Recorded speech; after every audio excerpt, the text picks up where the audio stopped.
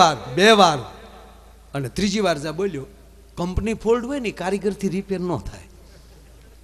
ઉપરલી માલ આવ્યો હોય હાવ સર્કિટ વગેરેનો. અને એને તમને કહું એક વાર, બીજી વાર ને ત્રીજી વાર જ્યાં બોલ્યો, વાહ રોટલી, વાહ શાક, વાહ દાળ. અને એની ઘરવાળીએ મોં ઉપર શેડો નાખ્યો, વાહ રોટલી, વાહ શાક. લગ્ન છે 20 વર્ષ છે, કોઈ દી ન કીધું વાહ રોટલી, વાહ શાક. અને આજ મારી તબિયત ખરાબ હતી ને બાજુવાળી શિબલીએ રાંધ્યું હતા કે વાહ રોટલી. હવે આ ભોમાલી ભાલા ઉભા થાય તમે શું કરી લ્યો કયો તમે?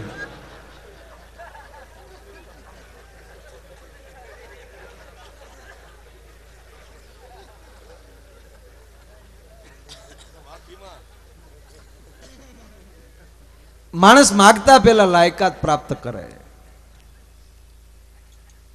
એટલે મહારાષ્ટ્રમાં 4 ફેરા 7 ફેરા ફેરે ફેરે કાંઈક માગે. એમાં એક જણાના લગ્ન હતા ને પહેલે જ ફેરે માગવાની વાત આવી. જેમાં ચાલીને ઊભો રહ્યો, સસુર કો બુલાવો. સુરસુરિયા જેવો સસુર આવ્યો. બોલો જમાઈ રાજા, ક્યા વાત है कि जो मैं मांगूंगा आप देंगे? हाँ बोलो. मुझे BMW कार. BMW કાર માગી તા કન્યાએ ડોકમાં લઈ ગાળીઓ કાઢીને વરરાજાના હાથમાં આપી દીધું. ખાલી નીકળ ભાઈ નીકળ. BM ના ડબલિયા ના દીકરા નીકળ. એટલે ઓલા વરરાજાએ કીધું કે અરે તું શું કામ સંપા એટલી બધી ઉતાવળી થાત? કાર હું લેવાનો, એમાં ફરવાની તું નથી, તું મારી હારે નથી આવવાની. બધી વાત સાચી, એટલે જ કહું છું તને માગતા ન આવડ્યું મારા બાપા. ઉતાવળો થઈને BMW માગી લીધું. મારા બાપની તને કેપેસિટીની ખબર છે? એ તને સાલ્ટર પ્લેન દેવાનો હતો તારો બાપ. માગી માગીને BMW માગી નીકળ ભાઈ. ઓલો કે પણ હું બીજા ફેરે માગું ને, એટલે જ કીધું બીજા ફેરે તારે માગવે ને સાલ્ટર પ્લેન ટકા. એટલે જ કહું હવે તો નીકળે જ. કે કેમ? એ કે પેલા તારા બાપને કે ઘરે રનવે બનાવે. 10x10 ની ઓરડીમાં રહેશો ને BMW દીકરો થાસ. સાયકલ પાર્કિંગ ની જગ્યા નથી તારી પાસે, રોહોડા પલંગ હેઠે પીડ્યા હોય. કહેવાનો સૂરી છે ભગવાન પાસે આપણી લાયકાત કેટલી છે એ લાયકાત મેળવી લેશો એટલે પરમાત્મા 100% આપશે.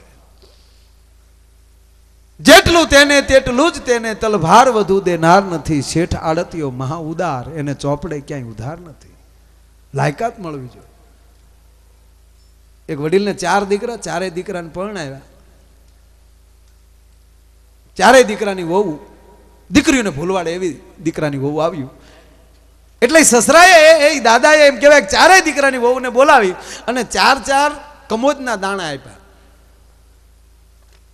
હાય ચોખા 4 દાણા દઈને 4 દીકરાની વહુને કીધું બેટા જેદી હું માગું ને તેદી મને પાછા આપજો. એમ કરીને 4 દીકરીઓ વહી ગઈ, 4 દીકરાની વહુ વહી ગઈ. એટલે મોટી હતી ને એને એમ થયું કે આ ઘરમાં લાટ હોય આવા દાણા માગશે તે આપી દેવું, આને હું હંગરવા. એ બુકડો મારી ગઈ, હરાડી ખરીને એ બુકડો મારી ગઈ. ઈથી નાની હતી, એને ફેંકી દીધા અને વાળી નાખ્યું. જેથી માગશે તે આપી દેવું, હાથમાં હું હંગરવા. એને ફેંકી દીધા અને સફાઈમાં લઈ લીધું. ઈથી નાની હતી 3જા નંબરની, એને ડાબલીમાં નાખીને મૂકી દીધા કે દાદાએ આપ્યા છે તો જેથી બાપુજી માગશે તેથી પાછા આપશું. ડાબલીમાં હંગરીને મૂકી દીધા. અને જસુભાઈ હંધાથી નાની જે હતી ને 4થા નંબરની, એણે એક માણસને બોલાવીને એટલું કીધું કે કામ કરશો મારું? શું? આ 4 દાણા છે ને કમોદના, એ મારા બાપને ઘરે દઈ આવો ને મારા બાપુજીને કહેજો કે તમારી દીકરીએ મોકલ્યા છે. એ સમજણો બાપ કે દીકરીએ મોકલ્યા છે તો આની અંદર કાંઈકનું કાંઈક મહત્વ હશે. એમ કહેવાય છે કે 4 દાણા એના બાપે એ ખેતરમાં વાવ્યા. 4 છોડ ઉગ્યા. એ 4 છોડના જેટલા પાછા એમ કહેવાય થયા એ બીજે વર્ષે વાવ્યા. એટલે સાહેબ એક માણું થયા અને એક માણું 3જા વર્ષે વાવ્યા તો સાહેબ 40 મણ થયા. અને આ 40 મણનો ઢગલો પડેલો. અને અહીંયા એમ કહેવાય કે 3જા વર્ષે પાછી 3 બાયુને બોલાવી અને એને સસરાએ કીધું બેટા મેં તમને 4ને 4 દાણા આપ્યા થઈ મને પાછા આપો. એટલે ઓલી દીકરીએ ગોતીને દીધા મોટીએ કે આલ્યો બાપુજી, ઓલા તમે તેથી આપ્યા છે ને મને એ તો હું બુકડો મારી ગઈ છે. આ ઘરમાલી પાસે આ 4 દાણા આલ્યો. કે એના ઈ નથી ને બેટા? કે ના, એ તો હું ખાઈ ગઈ હતી. એટલે સસરાએ કીધું તો તમને સ્વાદમાં બહુ ધ્યાન પડતું લાગે, આજથી રસોડાની જવાબદારી તમારી. બીજીને બોલાવી, બેટા તે તક મેં બાપુજી ઘા કરી નાખ્યો હતો, સાફ કરી નાખ્યો હતો, તક તને સફાઈમાં વધારે ધ્યાન પડે છે, આજથી ઘરની સફાઈની જવાબદારી તમારી. ત્રીજીને બોલાવી કે બેટા તમે કે મેં બાપુજી તમે આપ્યા હતા ને તેદુના જો આ ડાબલી મૂકેલા મેં હાચવીને રાખ્યા છે કે તને બેટા હાચવતા બહુ આવડે છે, આજથી આ તિજોરીની ચાવી તારી પાસે. ત્રીજીને ચોથા નંબરની હતી એને બોલાવી, બેટા મેં તમને પણ આપ્યા હતા. હા બાપુજી તમે મને આપ્યા હતા, મને એક દિવસ આપો. કે કેમ? કે ઈ દાણા મેં મારા બાપુજીને ત્યાં મોકલી દીધા હતા, અને ભારત વર્ષનો કોઈ એવો બાપ ન હોય કે એની દીકરીનું કોઈ ખાઈ જાય, એનું જતન કરતો હોય, એટલે મેં મારા બાપને ઘેર મોકલ્યા હતા. અને સાહેબ એના બાપને ઘેર સમાચાર મોકલ્યા, ગાડા ભરાઈને સાહેબ 40 મણ એમ કહેવાય એ કમોદ એના ઘરમાં આવી, એ 4ની 40 મણ કરીને દેખાડી દીધી.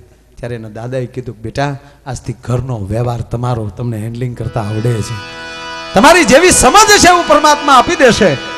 અને એમ જેટલું તેને તેટલું જ તેને, તલવાર વધુ દેનાર નથી, શેઠ આડતીયો મહા ઉદાર, એને ચોપડે ક્યાંય ઉદાર નથી. એમાં જ ઘુસિયાનો આંગણો છે. મેં શરૂઆત કરી, હરિની હાટડીએ મારું રોજનું હટાણું. અને પાછો પરમાત્મા દયાળુ કેટલો છે સાંભળી લેજો. કે ગમે ક્યાંથી ગોતી ગોતી એ જી હંસલાને આપે મોતી, હે જી કીડીઓને કણકોને ઓલ્યા હાથીડાને માણું રે, હરિની હાથડીએ મારે રોજનું હટાણું, રોજી રે હરિની હાથડીએ મારે રોજનું હટાણું.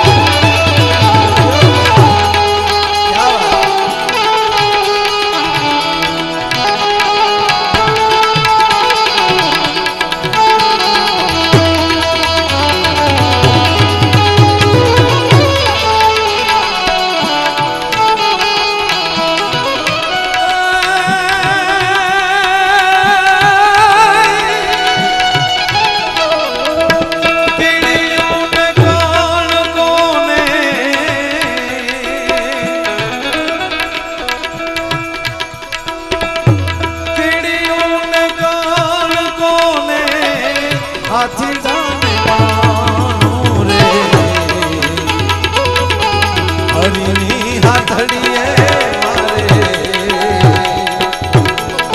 રોજનું હરિની હાથડીએ મારે રોજનું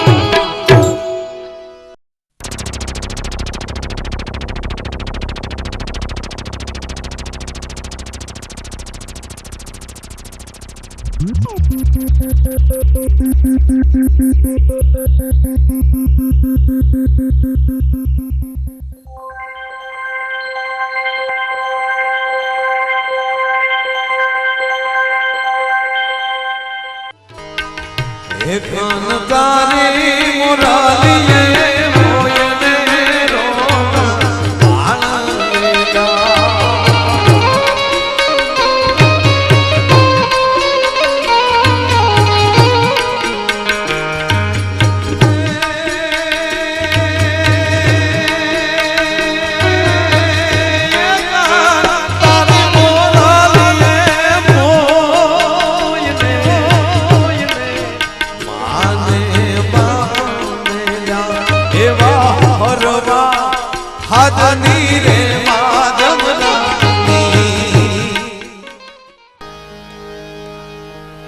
ગુસ્યાની ભૂમિ છે અને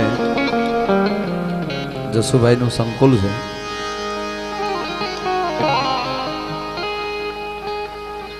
એક પ્રસંગ યાદ આવે છે એટલે થોડુંક એક પ્રસંગમાં જવું છે, પછી તમને દાંતે કઢાવા છે. એવો અમારો ઈરાદો નથી કે બધાને આવ ભોજનમય કરી નાખવા, પણ ગીર છે આ.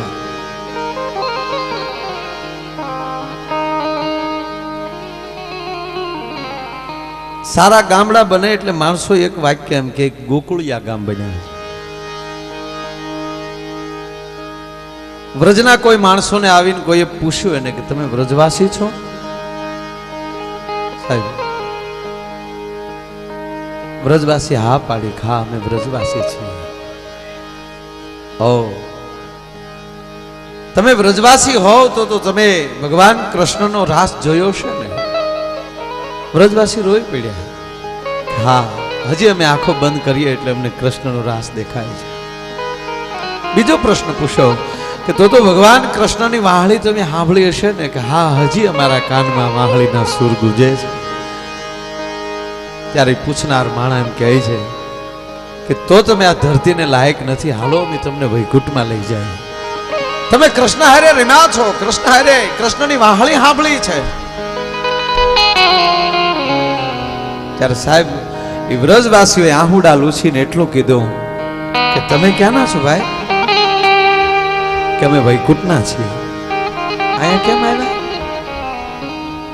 અહીંયા જોવા આવ્યા છે કે અમારો વૈકુંઠ વાસી જે ધરતી ઉપર જેણે વાહળી વગાડી છે, જેણે રાસ રમ્યો છે, એ ભૂમિ કેવી પવિત્ર છે, એ ધરતીના અમે દર્શન કરવા આવ્યા છે.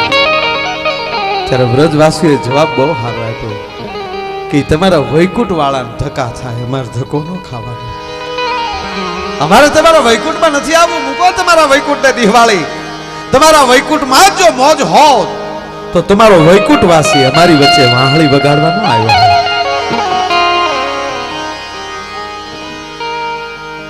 અને અમારો લોક કવિ લખે છે કે મારો વનરાવન છે રૂડું, વૈકુંઠ નહીં રે આવું રે મારું.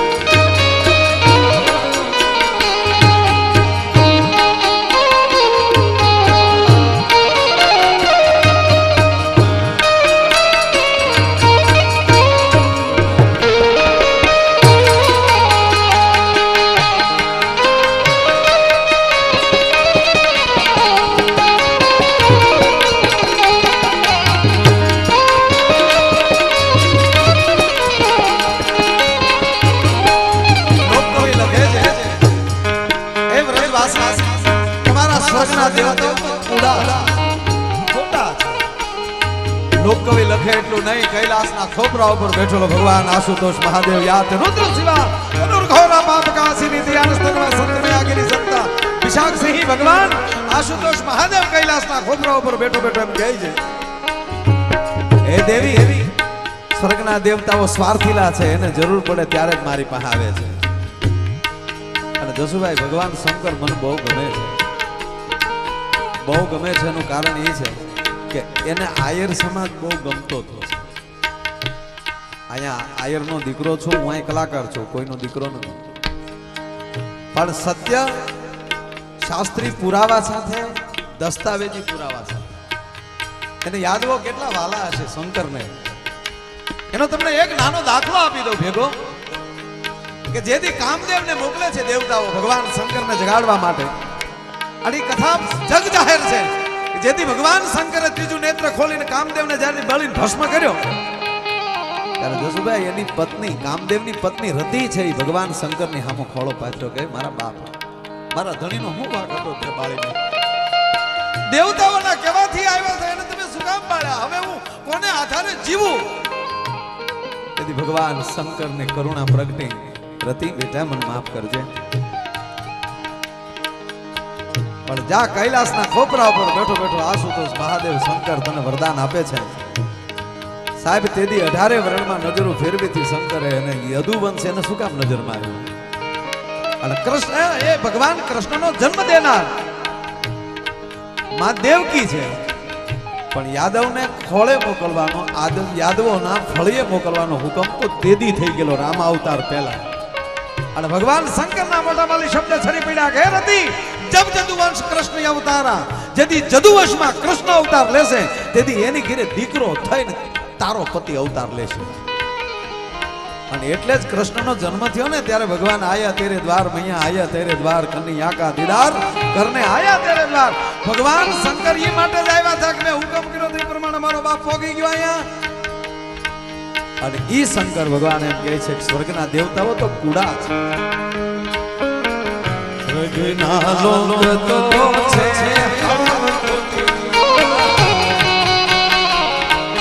અને ખરેખર નક્કી નથી થતી. અમુક સંપ્રદાય કોઈની ટીકા નથી કરતો, પણ અમુક એમ કહે કે અમારા ગુરુને તમે પગે લાગો અને એટલા કરોડ રૂપિયા ધરો ને એ ગુરુ થાપો મારી દે એટલે તમે સીધા વૈકુંઠમાં, તું તારો ગુરુ હામાં પેલા કે આટો મારી આવો. અમને માઇન્ડ અહીંયા રોડ ટચમાં જામ્યું છે અને તારે હવે હું કામ મોકલવા જોઈએ એમ. પણ કૃષ્ણની વાહળી કેવી હતી એક જ કડી લઈ અને મારે એક પ્રસંગ લેવો છે એટલે આ ગીત આખું લીધું. એક તારી મુરાલીએ મોયને રોતા આનંદા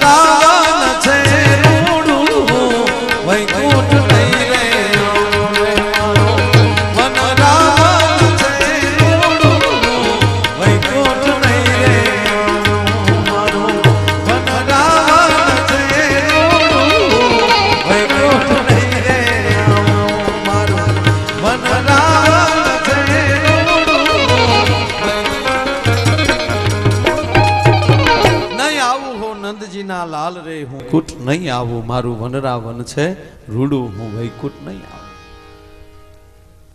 એ ભગવાન કૃષ્ણ જે ધરતી ઉપર જન્મ્યો છે. જસભાઈ હમણાં પૂજી મોરારી બાપુ આ ગઈ કથામાં લગભગ ક્યારેય ડૉક્ટર સાહેબ એ પ્રસંગ લખણભાઈ કોઈ દી સાંભળ્યો નહોતો. આપણે ભગવાન કૃષ્ણએ જ્યારે કંસને આમ મેદાનમાં આમ ઘા કર્યો વાળ પકડી, નહીતર કથાઓ આપણે સાંભળી છે ભગવાન કૃષ્ણે કંસને મારી નાખ્યો ને જે કાંઈ ઘટના ઘટી, પણ આમ મેદાનમાં ઘા કરી અને ભગવાન નારાયણ 11 વર્ષનો જ્યારે હશે અને કંસને વાળ પકડીને આમ મેદાનમાં ઘા કર્યો છે અને કંસ આમ પીડ્યો છે અને તેથી ભગવાન કૃષ્ણ કંસ